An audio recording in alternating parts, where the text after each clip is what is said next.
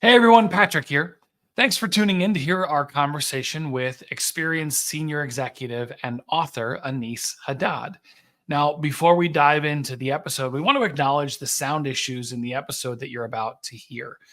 Aneace joined us from Singapore, where frankly his internet connection just was unstable. While there's often a slight freeze or delay as he speaks, it was never so bad that we couldn't understand him. Therefore, even though it's not our highest quality sound episode, we're releasing it because we believe Aneace's perspective on leadership is both unique and inspiring. So grab a pen and paper and get ready to discover your leadership superpower. Let's do it.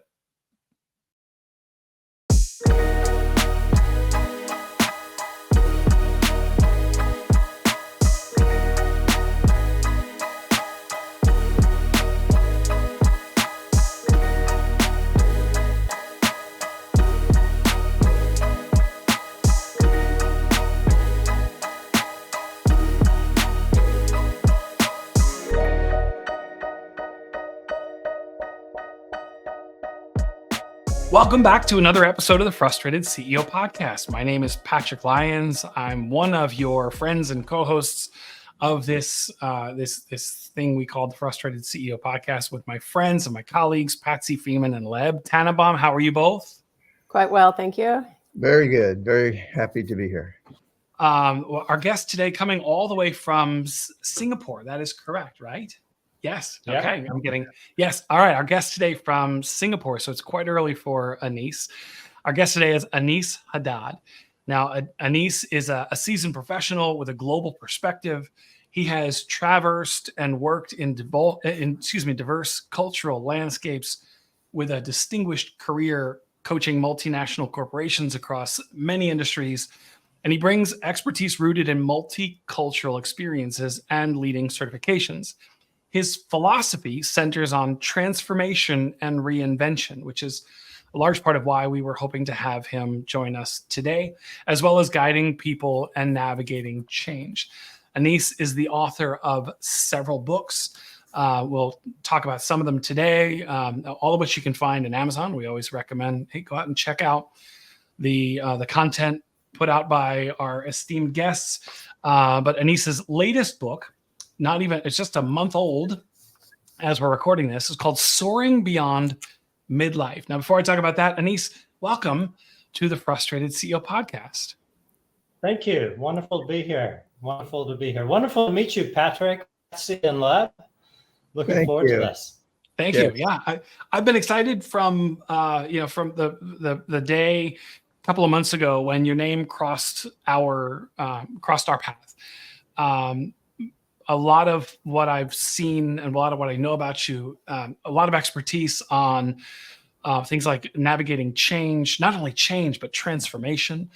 A lot of work on understanding the power of beliefs. We talk a lot about that on this show, and more. But let's start with your latest book, Soaring Beyond MidLife, the surprisingly natural emergence of leadership superpowers in life's second half. So what I know about books, every book starts with a stirring, there's a story that is an inspiration within you. What's the inspiration for this latest book? So so very specifically, this latest book, around a year and a half ago, I made a conscious decision to longer coach individuals and teams under 40. And I had been noticing, I'm 54, so I had been noticing a qualitative shift in the types of questions, things, and topics that come up with leaders in their 30s and even a bit of early 40s. And it's notably different from leaders in midlife. And it came to the point where I felt like I really needed to focus on that area. Plus, growing older, it's like at some point, I want to do this for a lot longer. At some point, having a 60-something or 70-something-year-old man in a room working with 25 and 30-year-olds, doesn't work. I don't know. I'm sure people can make it work. I've seen great people doing that. But for me, it was like, that wasn't sustainable. I really, really needed to focus. I cut some pretty big contracts out, some big projects, leadership programs around Asia. And I decided, well, if I'm going to forego all revenue, let me make this really worthwhile. And let me dig deeper into what is it that happens at MidLife. And so actually, what I discovered was that I was on the path that I had begun with the prior book, which you had mentioned earlier, The Eagle, the Dry Neck, which was a fictionalized version of my transformation at 50 when I sold my company. But here it went deeper, and it went into exploring a lot more on what happens at MidLife with leaders. So that was kind of the impetus, was I'd made that decision to focus, and then this kind of emerged naturally from that. You'll notice I love the theme of emergence, natural emergence, rather than pushing something to grow. And I believe that's a big shift from our earlier years to midlife and later years, is a greater appreciation for how things just kind of emerge on their own. That I don't really have to be whipping things to get them in shape and to moving. There are ways for those things to just kind of happen on their own. And if they're not moving correctly, that's fine too. So that's a big thing. What comes to mind is a theme that I saw in particular. It's the hummingbird book. Gosh, I have it up. The Eagle Who Drank. Thank you. The Eagle Who Drank the Hummingbird Neck. Yes. The theme, one of the themes in there is about relinquishing the lust for control. So you talk about allow just the emergence of things as opposed to I have to drive things.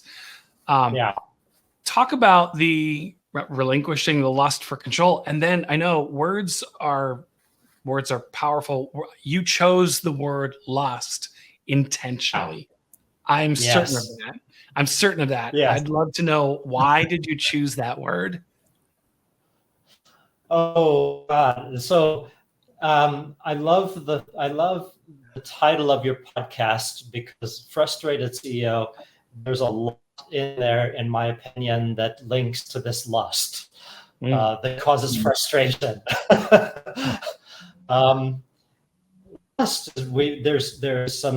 There's some immense passion and pleasure that I remember having in being able to call shots and make it. It's scary a lot of the times, but I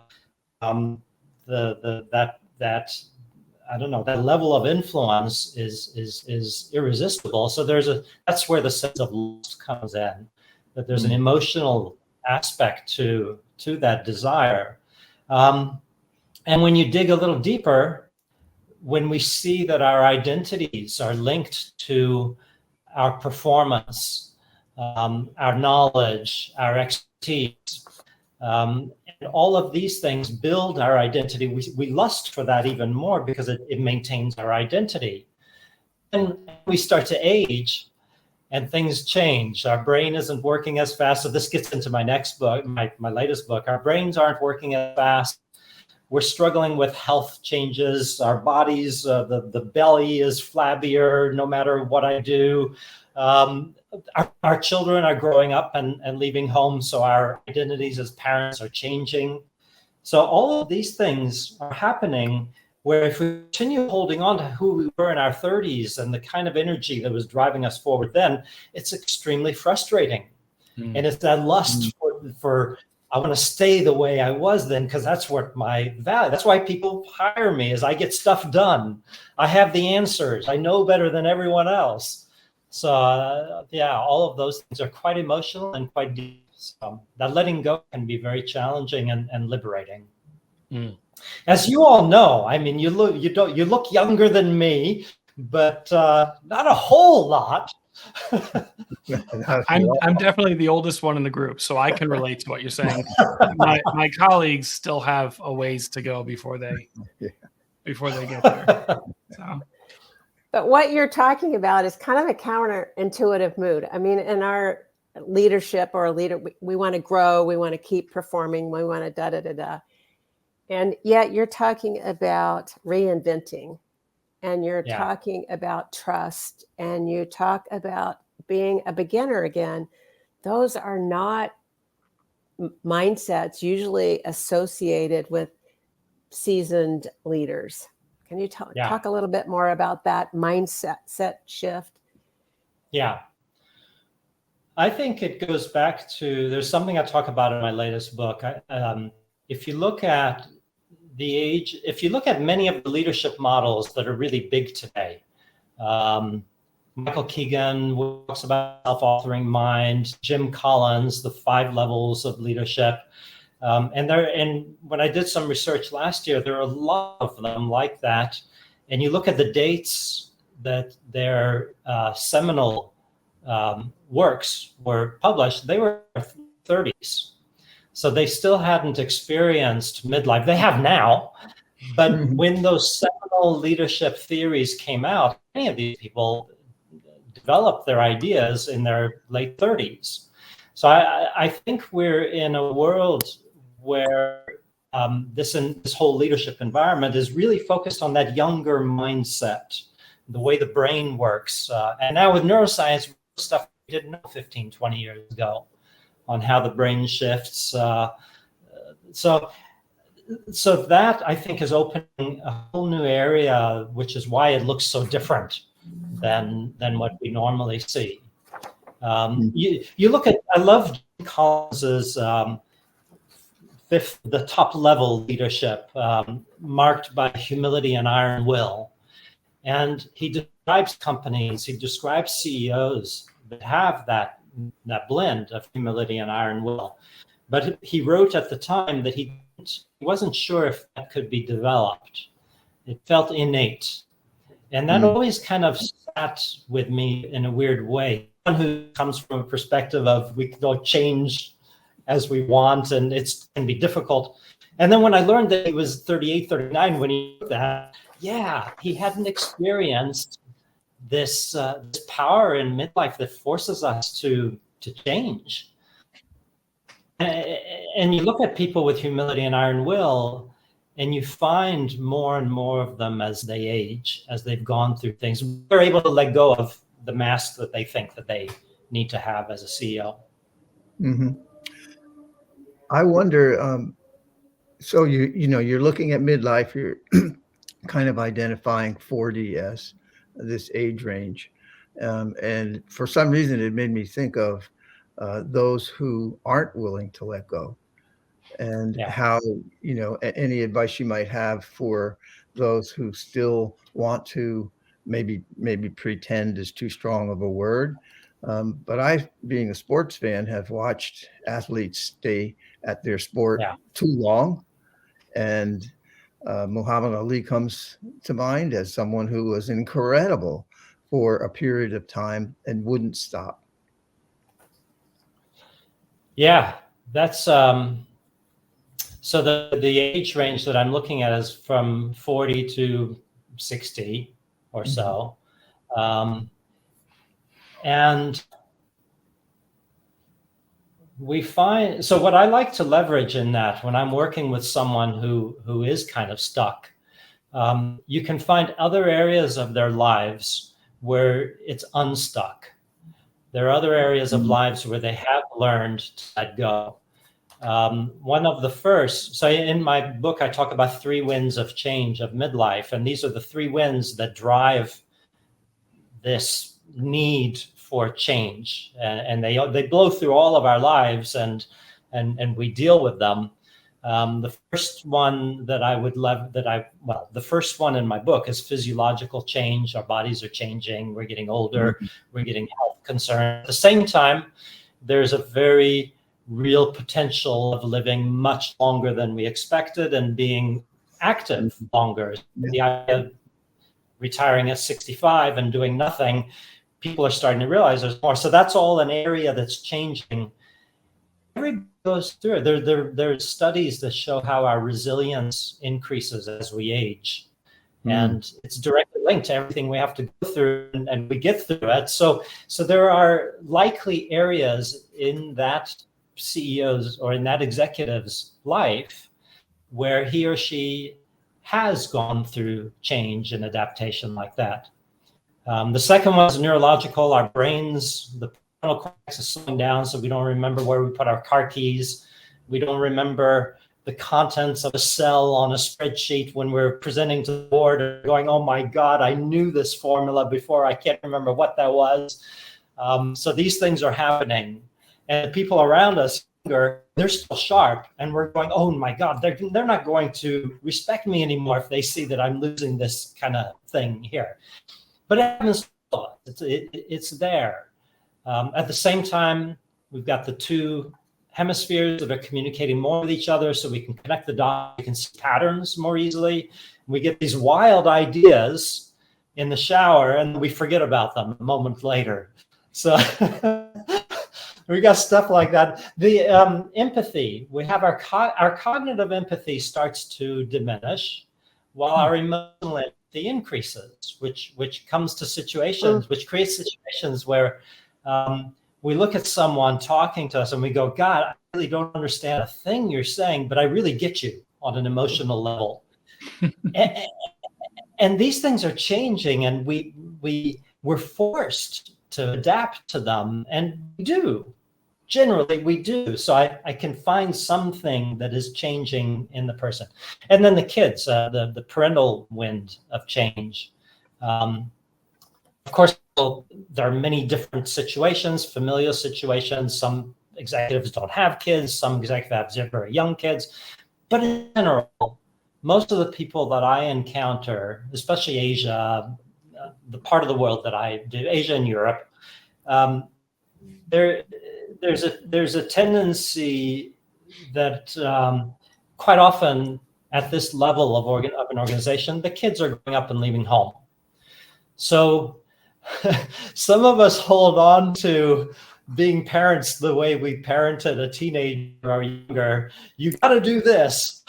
Don't do that. If you do this, this will happen. If you don't do this, this will happen. And start to learn that doesn't work with 20-something-year-olds and 30-something-year-olds. So our value as a parent is under the microscope. And who are we? Who am I? What's my value as a father if my role isn't to tell my kids what to do? There's some big questions that we all grapple with. So it would be extremely likely for an executive to not have some area of his or her life that has gone through this kind of change, that they could then take energy from, take learning from. But there's resistance in all of those areas. Yes, sir. So I was working in a really large transportation organization, moving millions of people a day. And one of the greatest complaints we heard from the Superpower group, the people who were over 40, is these young people don't ask for an appointment and they just walk into my office and they want to talk to me. And I mean, it was real. And so I'm trying to tap into what you're identifying as a superpower, because their initial response was get out. They didn't embrace it. They didn't try to understand it, and they wanted it to stop. So what we created was some kind of almost like a coffee club where younger and older people could hang out together for a little while or have lunch together and kind of get to know some of the why. So, the why do you feel like it's okay to just walk in on me? And why do you feel like it's not? And, how does dialogue, or where does the superpower you're talking about as we start to mature come into play? So I love that idea of the mingling that you just described. I love your question on these differences. There are a couple angles that come to mind as you describe that. The main one for me is that we often don't realize that we're actually living in a different country as we age. It's like we've moved to a new land. And I recognize that because I was born in Austin, Texas. My father's from Iraq. My mother's from the US, originally from Scotland a couple hundred years ago. I lived the first half of, by the time I was 21, I lived half my life overseas, already spoke French, understood some Arabic. I've been immersed in cultures all my life. And so I notice things that feel cultural or feel like the nostalgia would have when leaving the US or going back to the US. And I realized a long time ago that things have changed so much that we're not living in the same world that we grew up in, but we think we are because we kind of are. It's the same geography, same people around us. But if we can look at it as, hey, I'm in a different country now, and maybe it's no longer my country. Maybe I need to adapt. So that's part of what comes to mind to me. We don't realize this, that we're living in a different world. So if we can treat it like I'm visiting a foreign country and let me adapt to this foreign country, it could bring out more curiosity. I love the way you just described it, Lev. There's a lot of curiosity involved in that. Why are you thinking like this? Why do you feel it's okay to walk into my office? And we have the same thing culturally. Why do you feel like it's okay to come to a meeting 10 minutes late, 15 minutes late? And a lot of times that's cultural. You have some cultures that are very comfortable with that, others that aren't. No, cultural, generational, situational, yes. And then the superpowers are in a slightly different area. That's more an exploration of the effects of those three winds of change. Things like greater humility, the humility and iron will, the combination of humility and iron will, those three winds of change create a very fertile environment for that to emerge. A mindset of total ownership, meaning it's not just my silo that I'm responsible for. I also have an impact on the whole organization. Or as a CEO, I have an impact that goes further than my customers and my people. I'm impacting other stuff. So the mind is beginning to expand in that way. So that's what I explore in this book, is what are these superpowers that are fanned or fertilized or whatever analogy by these three winds of change. So I would love to hear how this relates to starting to understand your calling. That starts to really grow. Not so much 40, but 50s. A lot of people that I've seen, this desire for more purpose, more of a sense of why am I doing this? What's the reason behind this? Whereas a little bit younger, it was like, no, I'm going to do it. I want to drive. I want to get done. I want to move up. And that search for purpose can be quite unnerving. It was difficult for me in my transition after selling my company. It's a hit or miss. It's a very messy process. Well, I've been surprised. We each work with executives in this age group, and we frequently, if not always, ask them about their purpose. And many of them look at us like a deer in the headlights. Like it's they don't even know what we're talking about yet. As they grapple with it, there's a sense of freedom. Yeah. So I think I don't know if you all are noticing this. I think that's changing a bit. Like 5, 10 years ago, for sure. What's your purpose? Oh yeah, that's too woo-woo, soft. Mhm. That's too fuzzy. But there are, even someone who's very fixed in those ways, there are other questions that lead to the same thing without being like purpose. It's like, what are you going to do when the kids are gone? Mhm. That's looming. That's coming, right? You just talked about your daughter going off to college and this and that, and you mentioned some problems with your spouse. What's going to happen when the kids are? Where are you going to live? That's a big one in this part of the world. Are you going to stay here in Singapore? Are you going to move back to France or whatever? Or a lot of people are in mixed relationships. So a lot of times they haven't thought about that. And as soon as they start thinking about that, and it's something that's coming up within just the next handful of years, it leads to this deeper reflection on life, which we're calling purpose at this moment. I have a question that's counterintuitive to identifying my superpower when I pass 40, and I passed 40 a long time ago. And all of our 7 children are out of the house, standing, on their own 2 feet. But when COVID broke out, I found that a lot of the senior executives that we worked with, their immediate communication was pretty fear-based, and they wanted to make sure in some way that people, younger people especially, were going to be working. And it led to a lot of controversy that to me seemed to be that some changes, including technology as an example, or AI coming now into play, are more challenging for us in that superpower age than the younger people because they grew up with it. So they got there, and this is where maybe I'd like to hear how you approach some of that. I think some of the people we work with actually did arrive at a good place, but they kind of needed to talk about it.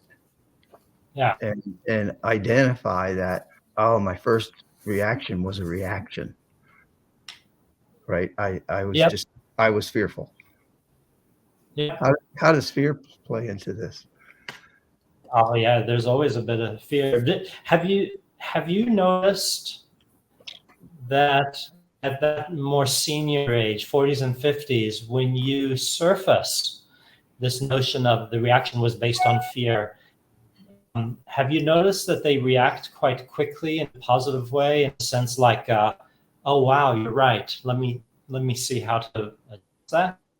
Do you see that? It varied in the speed of recognition, but the recognition did occur. Yeah. Some sooner than others.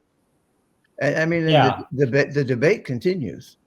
I had the senior leader ask a question today about remote and hybrid and joined together and the impact on culture. Yep. So you're describing a superpower there. Okay. There's an increasing comfort with paradox. There's an increasing ability to sit with these questions that are very difficult to answer. There isn't a simple answer for it. So you're describing a superpower environment. It's harder to have that kind of conversation with a 30-something who's really craving that clarity. We always want clarity as human beings, obviously, but there's something with the changing mind in our 40s, 50s, 60s, where we are increasingly comfortable to sit with that paradox. That's great. That's great. I understand that. And there's tremendous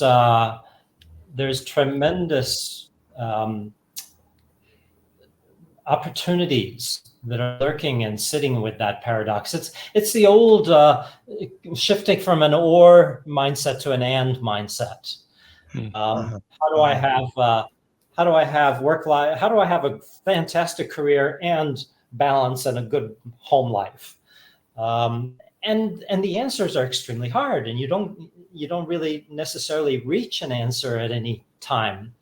So the way you just described it, Leb, I think really shows that superpower within you of being able to sit with that ambiguity. And you're talking about developing or increasing our ability to sit with. Yeah. Sit with the paradox, sit with our discomfort, sit with. Do you have some personal practices that you sit with or that you help others to develop for themselves? Part of my approach is to leverage what's already happening. It's not to teach new ideas new ways of doing things. I'll ask someone, what is an area of your life where you do see all of this ambiguity and paradox, and how have you dealt with it? And generally people have, at that age, have something in their life that they've dealt with and they've managed. And then they'll find things that they do.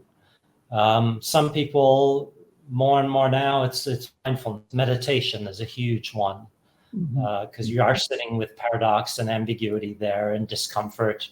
A lot of people at this age don't want to do meditation. I say, I can't get my mind to settle. And you say, yeah, but it's not supposed to settle. And they say, I hate it. But I really love swimming, or I really love running, or I really love whatever. So there are other areas, and I prefer that angle rather than coming up with a list of 5 or 10 things to do. I like that. When I first started meditation, I had to do walking meditation because I couldn't sit still. Walking meditation is fantastic. So I still don't sit still very easily. There are a lot of people that say I get my best ideas when I'm out for a walk.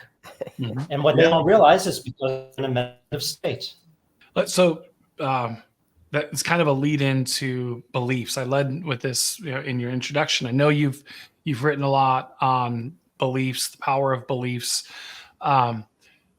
Talk about that from for our leaders' standpoint. How are we often talk about how beliefs, first of all, every action comes from a belief, right? That how the power of beliefs, that our beliefs are really driving what we're doing all the time, whether we realize it or not. And that sometimes beliefs serve us well to a point. They serve us well in a season, but then in a new season, they're no longer serving us, right? In fact, sometimes they're not only not serving us, they're hindering us. Talk about the from your perspective, the power of beliefs and the importance of understanding that in leadership. I have a story I tell in both books. This was a gentleman I was coaching in India around 10 years ago, CEO of a textile factory in India, and they were having too many incidents, and they'd had a few fatalities even. They had spent a lot of money on developing safety dashboards and stuff like that, and they had a lot of things in place. They'd done a lot for safety, but there were still fatalities. So I was coaching him. I don't have any experience running a textile factory in India, and I have no training in factory safety and stuff. But so it was all on beliefs. So I asked him. We didn't come to, so what are your beliefs about safety and all that? It started with a very practical, pragmatic question. How committed are you to safety from 1 to 10? What's your commitment level to safety? 1 to 10. He said it was very high, probably 9. And I said, yeah, 9 is quite high. How about your team, your top team? He said probably 8.5. And then the conversation instantly, I think he said something like this, it moved toward maybe that's why people are dying. If it's not 10, maybe that little tiny missing point, whatever it is. And then he got angry with me. He says, you don't understand. I've got 3,000 people. Most of them are uneducated. They do stupid things. If someone wants to go from one end of the shop floor to the other and a forklift is going by, they'll jump on the front of that forklift and get a ride to the end. They know they're not supposed to do that. I can't be on everyone's back. Mm-hmm. Woo. That's the belief that emerged. Yes. 10 out of 10 safety equals I have to be on everyone's back. I can't trust them to do the right thing. Mm-hmm. And after that outburst and we finished the session, I was worried. It's things up. I've lost a client. And a few weeks later, we had our next session, and he was all excited. He said, I discovered my 10 out of 10. And he described a situation to me where he was on the shop floor. He saw a janitor, an elderly janitor, had slipped, fallen, and twisted his ankle. And the CEO said, I waited for the safety people to come, and I took off my jacket, put it under his head. He said, all of that is 9 out of 10. That's what I would have always done. Stop and do that. But I kept wondering, what is 10 out of 10 commitment? And when the health and safety people decided that the man was okay, he just needed to go home and rest and not walk for a couple of days, he said, I decided to drive him home myself in my car. So this is beyond what he would have done in the past. Mm-hmm. So he drove the man home. He went in and he helped him into his house. He sat and had tea with the man and his wife, made sure the wife committed to keeping him in his bed for a couple of days. And what he discovered was that it was his own empathy and compassion that needed to come out, to see that. And then incidents went down, fatalities went down, because the people see that, especially in India. Hey, did you see the boss took the janitor home in the car? So I never know what we'll see, but there's always something lurking there and we weren't talking about beliefs. It came from a completely different angle, but it's all about beliefs. All right, I'm going to look at my colleagues. Let me ask, is it time for us to get practical? I think we're close. Yeah. We're getting right about that point. Are there any final questions before we round third and head home, as I like to say? Patsy. I do have a question, and it is about becoming a beginner again. It's not something we think about in the middle of our career or in our later years, and there's incredible power behind that. Yeah, I love that. That comes directly from the mindfulness world, obviously, as you would know. God, it's kind of like the other stuff that I was saying. Are we ever not a beginner? So I don't know if it's like how can we lead transformation if we're not in transformation ourselves? How can we lead change if we're not changing ourselves? Otherwise, if we're pretending we're not changing, if we're pretending we're not a beginner, if we're pretending we're not in transformation, we're just teaching that and telling our people, you need to transform, you need to change. So I'm not sure we're ever not a beginner. There are areas we get better and better at, but even in those areas, we can probably identify areas that we're a beginner in. Yeah, I think I would take the conversation from something like that. Great. Yeah, I like it. that's great. Does that answer your question, Patsy? It does. It does. I think it does it in a much more broad-based, heartfelt way than thinking in my mind, I have to be a beginner again. It's like, Yeah. It's more the settling into. I've been a beginner all my life, and I still am, and I have no idea who I'm going to be next, or I don't know who I want to be when I grow up. I like it. Okay. All right. Any other questions, or one final one from you?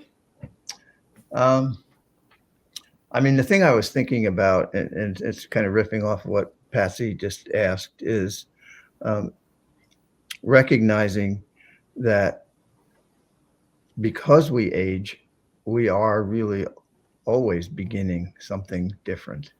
Mm-hmm. Our, our Yeah. brains do work differently. Our bodies do respond differently. Um, and so that's what I was thinking of. I love playing basketballs like this, and I have since for a very long time. And even last night, what I sought out was an environment to play in which me, the old second, there's two of us who are in our very later years of life, and some of the kids are 20, but I can't play as well as I used to play. But what's cool is I play with a group of people who, even when I'm on the opposite team, and I make a good shot, they go, "Way to go, Leb!" because it's the right environment. It's That's not beautiful. right. So it's like the competitive piece is still there in me, and sometimes I am the frustrated, CEO basketball player. But at the Yeah. same time, the environment is accepting of all and having fun. It's the Yeah. focus is different. So I guess my question is something about recognizing what you're focused on as you age, because I have to focus on something different to enjoy something I've enjoyed for a long time.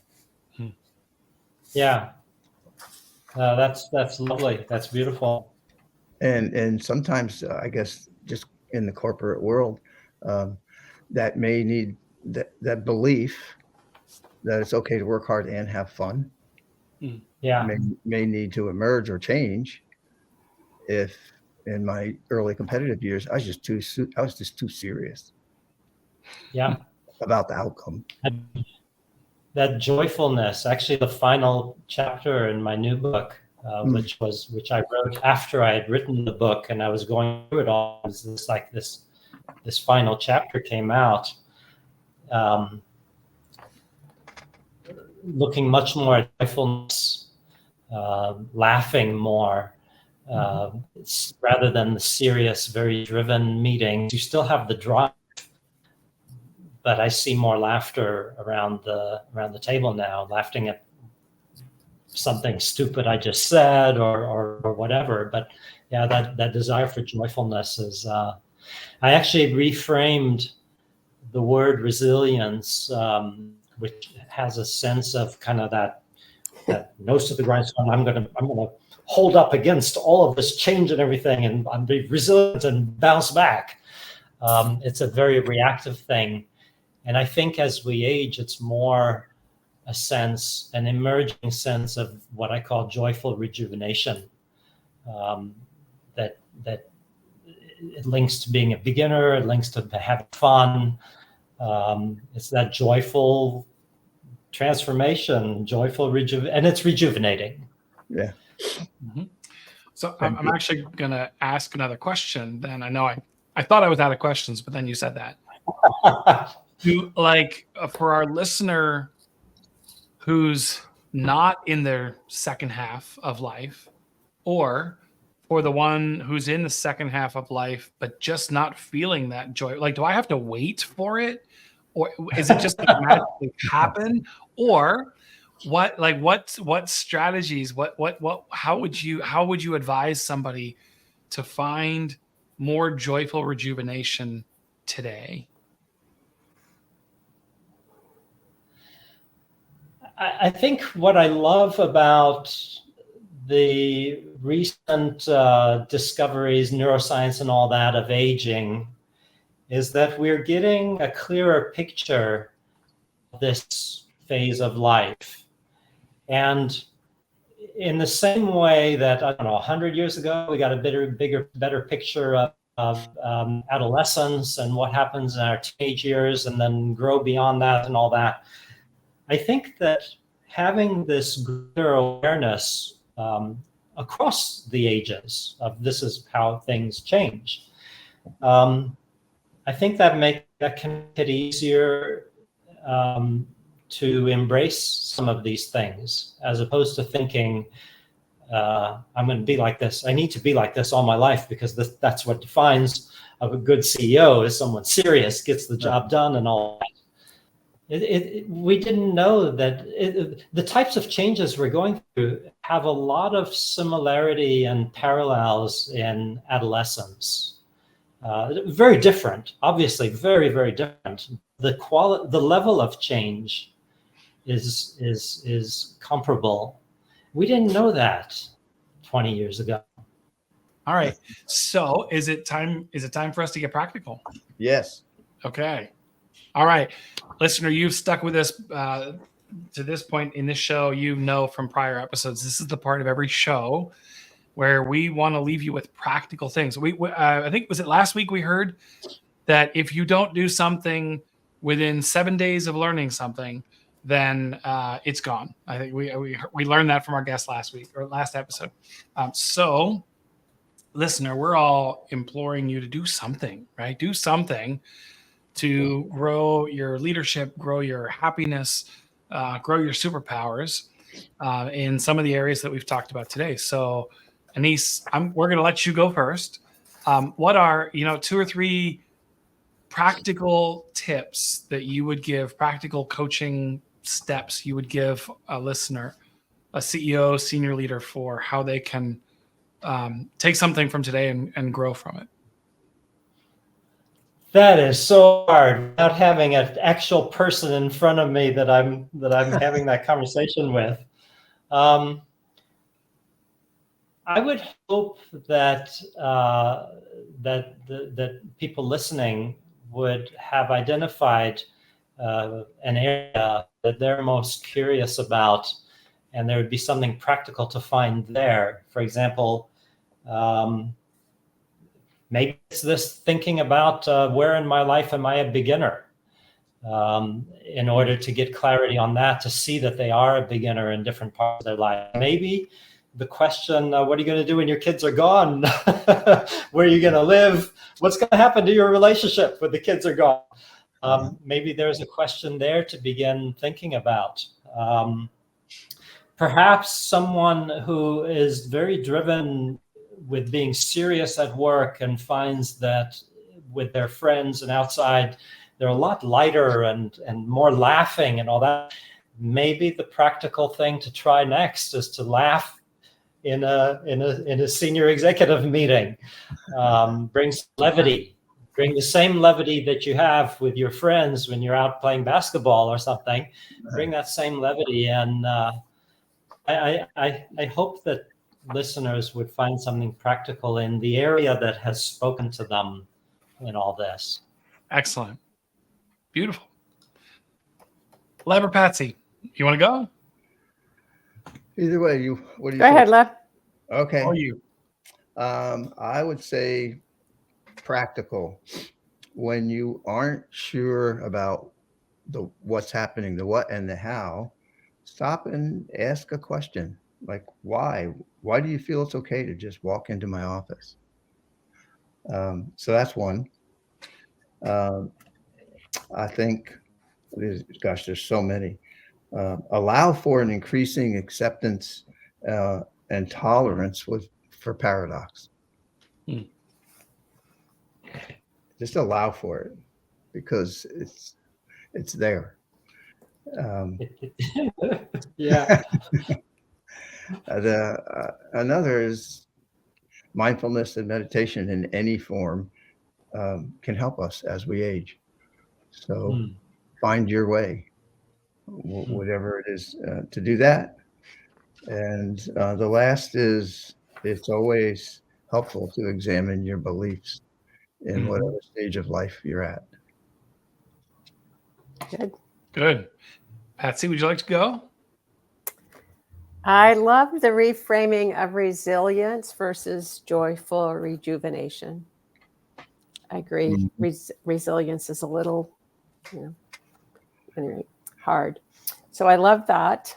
And I think it's really important that we can only lead transformation if we're transforming ourselves. We can only lead change if we're changing ourselves. Mm-hmm. Agreed. I've got one more. If you don't get it, Patrick, I'll circle back. No, go ahead. Because I still have more, so you can't take all of them. Well, I loved your saying, as we age, we are living in a foreign country. Yeah. Yep. Even though I've lived in the same place for 30 years, as I age, it becomes, that's really helpful. Yep. Okay, you didn't take all of them, but you did take one of them. But that's okay. That's good. No, that's good. Okay, so what I had, couple of times, Aneace, you said, when you find yourself stuck, look at areas in your life where you're not stuck, right? Where have you gone through change? Take energy and learn from that. And similarly, same thing. We were talking about paradox. When you find yourself sitting in paradox and ambiguity and struggling with that, examine where you've had ambiguity in your life, and then find your energy and learn from that. And then I just like this whole concept of developing and cultivating your superpowers in this second half of life. It's counter. I don't want to say, I don't know if it's counterintuitive or counterculture, just counter what we hear, that as we age, right, that we begin to diminish. And this thought of actually, you're getting better. Like maybe we're fine wines, right? Yeah. And instead of losing our luster, we're getting better with age. So age and experience. So it really learn to tap into your superpowers as you transform in the second half of life. I would have had more, but you all took them. So, but no, that was good.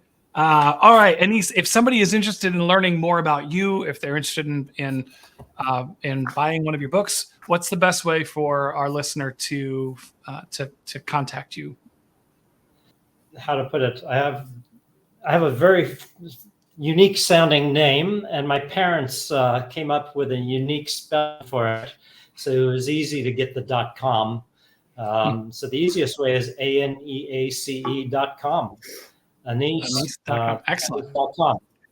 That's the easiest way, and then it's on Amazon. But the entry point could just be my first name.com. Excellent. Boy, you're right. You're like right up there with Cher and Madonna, and yes, that's fantastic. That's excellent. Listener, thank you so much for sticking with us to another episode of The Frustrated CEO. You can find this episode and our Let's Get Practical on thefrustratedceo.com. Again, please go check out Aneace.com and engage with him. You can connect with and follow all of us and communicate with all of us on LinkedIn. All four of us have profiles there. Aneace Haddad, thank you so much for being our guest today, all the way from Singapore at 7 a.m. local time. It's a wonderful way to start the day with the three of you. Thank you. Good. It's a pleasure. And what I hear in that is everybody should listen to our episode first thing in the morning. That's what they. Yeah. What better way to start? A lot of really positive energy, joyfulness, smiles. Amen. Amen. Patsy and Leb, thank you so much. Great to participate with you once again. Yes, thank you. As always. All right. And listener, we'll see you again next time on the Frustrated CEO podcast.